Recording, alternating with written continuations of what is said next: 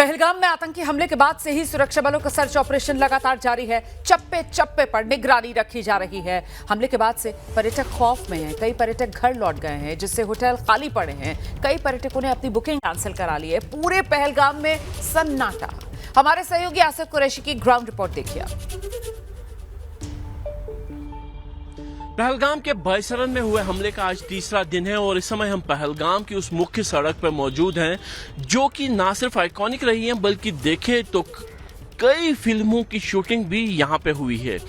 ये सड़क हमेशा पर्यटकों से भरी पड़ी रहती थी और यहाँ पे हर समय पर्यटक जो है बड़ी संख्या में मौजूद होते थे और इन दुकानों पे या तो खरीदारी करते होते थे या फिर खाने पीने का सामान जो है यहाँ से जुटाते थे। ये वो सड़क है जहाँ पे हर तरफ आपको हैंडीक्राफ्ट्स की दुकानें दिखती थी, लेकिन आज हालत ये है कि ये पूरा इलाका खाली है।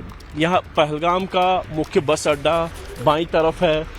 इक्का दुक्का लोग यहाँ से चल रहे हैं, वो आ रहे हैं शायद अपनी दुकानों पे। हमारे साथ यहाँ पे एक सज्जन है, इनसे बात करने की कोशिश करते हैं। चाचा, आपका नाम क्या है? अब्दुल रशीद मलिक।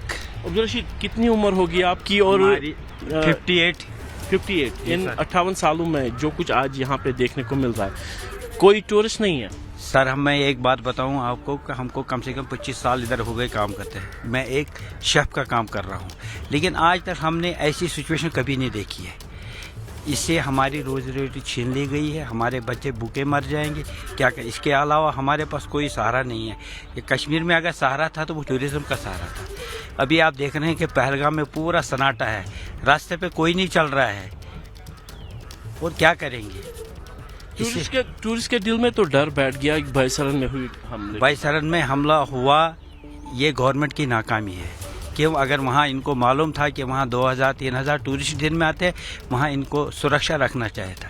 अब हम लोगों के पास तो इतना इल्म नहीं है कि हम ये नहीं बोल सकते हैं कि गवर्नमेंट ने किया, लेकिन हम बोले पता नहीं ये हमारी मतलब हमारी ये हम लोगों की बदकिस्मती थी कि ऐसा वाक़ा हुआ। हमने यहाँ के बहुत से लोग ऐसे होटल वाले हैं जिन्होंने किराए पर होटल लिए थे, बैंक से लोन लिया था, ज़मीन बेच दी थी ताकि हम अपनी रोज़ी रोटी कमाएं। सब बच्चे वाले हैं, गरीब है, क्या करेंगे ये लोग? हमसे रहा नहीं जाता है। इसलिए हम गवर्नमेंट से अपील करते हैं कि ऐसा दोबारा वाक़ा नहीं होना चाहिए। तो कितना असर पड़ेगा अगर इसी तरीके से कैंसिलेशन होती रही ना? सर, अभी तो हम बताएंगे क्योंकि 100% कैलकुलेशन हो गई है।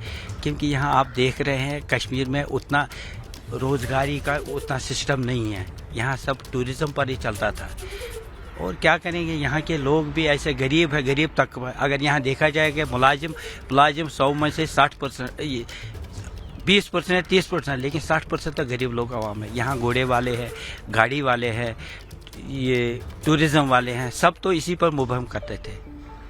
तो आप चाहते हैं कि पर्यटक यहाँ पे आए? हम चाहते हैं कि इनको दिलों से इनका खौफ हट जाए और वो कश्मीर आए। या हम उनकी मेहमान नवाजी के लिए तैयार है। वो हमारे भाई है, हम उनके भाई है, हमारा आपस में भाईचारा है। हम ये नहीं कहते हैं कि हम गवर्नमेंट से भी अपील करते हैं कि वो सब जगह जाए, उनको रागिब करें, कश्मीर आए और यहाँ कश्मीर को आबाद करें। तो देख सकते हैं कि किस तरीके का माहौल यहाँ पे है। अब मैं बता दूं कि ज़्यादातर लोग जो ये दुकानें चलाते थे वो पिछले 3 दिनों से यहाँ आए नहीं हैं, क्योंकि पर्यटक नहीं है तो दुकानें क्यों खोले। पहले 2 दिन तो यहाँ हड़ताल थी, इसीलिए दुकानें बंद थी, लेकिन आज उम्मीद ये हो रही थी कि दुकानें एक बार फिर खुलेगी और जो यहाँ पे कम से कम एक सामान्य जो जीवन है वो पटरी पे लौटने की एक बांगी भर से मिल सकती है। लेकिन यहाँ का हाल जो आप देख रहे हैं वो बिल्कुल ऐसा है कि हर तरफ सन्नाटा पसरा हुआ है, सारी दुकानें बंद हैं, सारे होटल खाली है।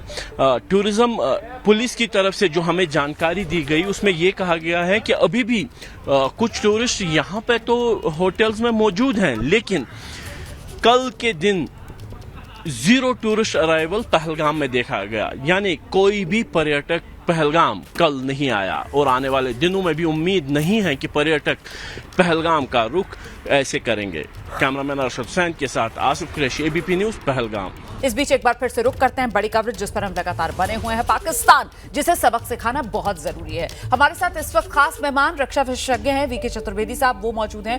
वीके चतुर्वेदी जी, बहुत स्वागत आपका एबीपी न्यूज़ के लिए समय निकालने के लिए। सर, मैं आपसे ये जानना चाहती हूँ कि आखिरकार पाकिस्तान जिस पर भारत की तरफ से 5 प्रहार तो सीसीएस की बैठक के बाद कर दिए गए, जिसमें सबसे महत्वपूर्ण हो जाता है वो सिंधु जल समझौता, जिसे फिलहाल भारत की तरफ से स्थगित कर दिया गया है। पहले तो ये जो कदम भारत ने उठाए हैं, इस पर आपकी प्रतिक्रिया और नजरिया, इससे कितना नुकसान पाकिस्तान को होगा?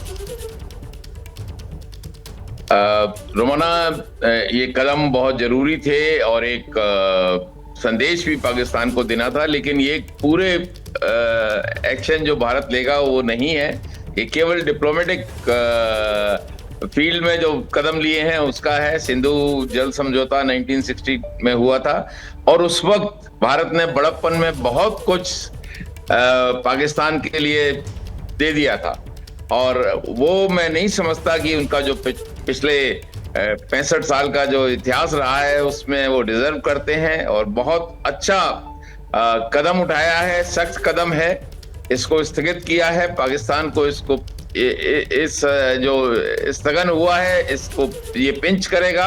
उनका पंजाब का जो क्षेत्र है वहां पे पानी की कमी है और वहां पे पानी नहीं पहुंचेगा इस समर्स में, जबकि उनको बहुत जरूरत है।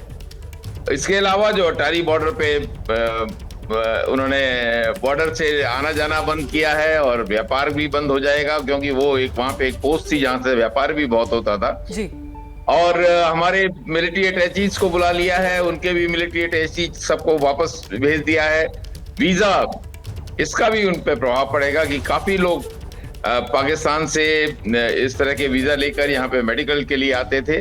ये एक एक्सेप्ट सिंधु जल समझौता जो स्थगन किया है, उसके अलावा बाकी एक मैसेजिंग है, मैं समझता हूँ सिंबॉलिक है, लेकिन बहुत उसका प्रभाव पड़ेगा। पाकिस्तान को समझना चाहिए कि वो इस तरह से झूठ बोल के और हमेशा डिनाइल के मोड में रहता है जी, अब नहीं चलेगा।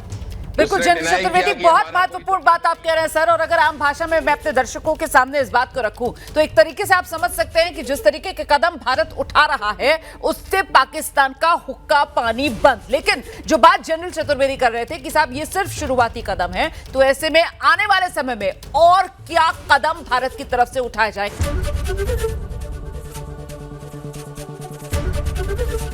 एबीपी गंगा, खबर आपकी, जुबान आपकी।